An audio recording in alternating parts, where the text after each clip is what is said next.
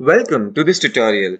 In this video, I'm going to demonstrate on how to view the company policy and guidelines which the employee need to follow for an organization within the employee directory application in KEBS.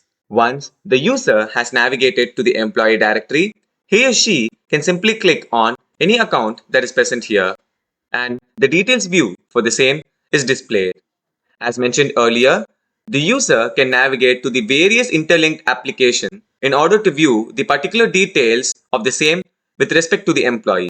Now, in order to view the policies, the user can simply click on the policies and guidelines option, and all the guidelines and policies are mentioned via steppers.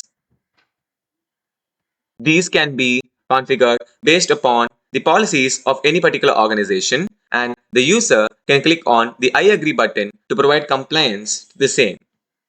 Thank you for watching.